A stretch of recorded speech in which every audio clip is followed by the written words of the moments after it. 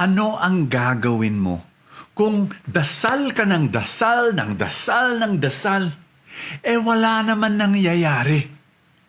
Kaibigan, makinig ka sa video na to kasi papaliwanag ko sa iyo 3 bagay na dapat mong gawin pag nagdadasal ka ng mga kailangan mo. Are you ready? Ito na.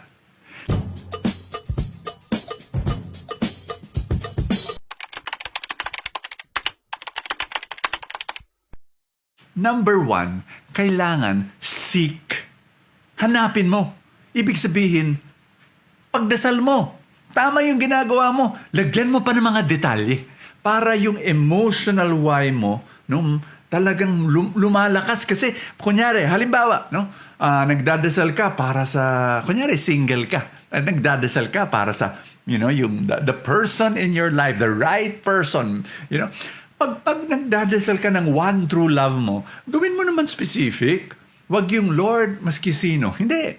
Isulat mo yung criteria mo. Kunyari, gusto mo matapat. Gusto mo, faithful, honest, responsible, maging specific ka naman. Halimbawa, nagdadasal ka para sa isang maliit na negosyo. O sige, isulat mo. Anong klaseng negosyo? Isulat mo yan. Be specific. Mas malakas yung dating. Personally, in your heart, very important. Number 1, sinabi ni Jesus yan sa Matthew 7 verse 7, ask and you will receive. Seek and you shall find. Knock and the door shall be open unto you. God gave you the capacity to dream. Pag ayaw niyang gamitin mo yun, hindi niya binigay sa'yo, He gave that to you. Gamitin mo. Number 1, seek. Number 2, sow. Ibig sabihin, magtanim. Kapatid, pakinggan mo to Si Lord, hindi nagbibigay ng bunga yan. Nagbibigay ng binhi. Ano ibig sabihin? Kasi tayo yung, Lord, pahingi ng pera. Lord, sige na, manalo ko ng loto. Lord, pahingi ng pera. Lord, sige na, Lord. Lord, wala pa. Tagal na ako naghihintay. Ganyan ba si Lord? Hindi siya nagbibigay ng bunga, nagbibigay ng binhi.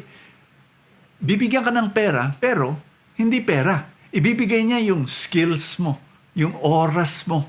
Alam mo, kailangan, you need to plant the seeds that He gave you. Learn new skills. Network. Ito pa ito. Nakikita ko, madalas na pagkakamali ng mga tao. Lord, i-bless pa yung negosyo ko. Please, Lord. Lord. Tapos ang inaasahan nila, hindi sila magkaroon ng struggle, hindi sila magkakaroon ng failure, hindi sila magfe-fail. Bakit? Nagdadasal sila. Kapatid, ito importante to. Failure is the best teacher. Pag hindi ka mag-fail, hindi ka matututo. Ako, tanungin mo ako, I have successful businesses now. Pero sa umpisa, successful ba sila? Hindi. I failed 18 times, 18 businesses. Nalugi ako, ganyan. Pero lagi akong natututo. Kaya ngayon, successful na. Kapatid, importante to, Number 2, sow. Number 1, seek. Number 2, sow. Number 3, surrender. Ay, nako. At the end of the day, ang pinakamagandang prayer, Lord, your will be done. Number 1, specific details. Pero, at the end of the prayer, Lord, you know what is best for me. And I trust you. I surrender.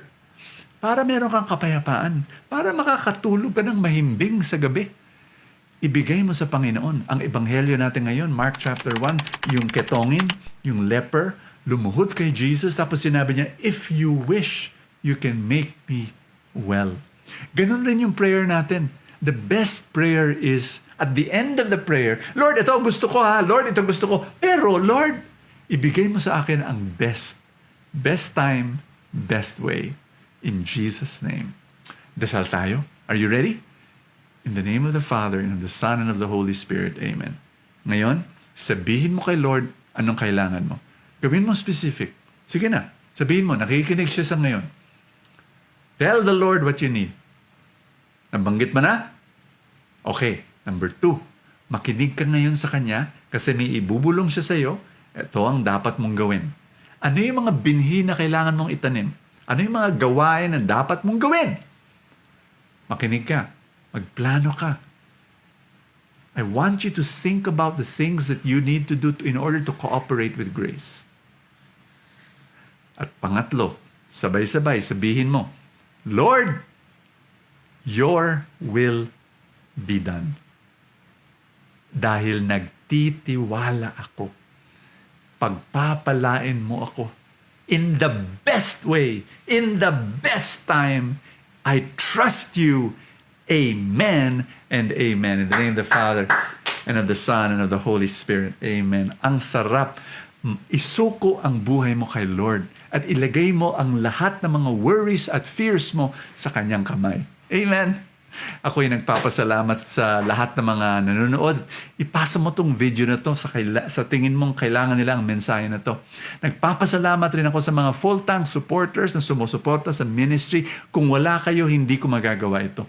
Thank you so much. Kung gusto mo maging supporter, and all you have to do is, dun sa Facebook, may button na nalagay, support now, and you'll be able to support this ministry. Lahat ng mga nagpapadala ng stars, thank you so much. God bless you. I will see you tomorrow.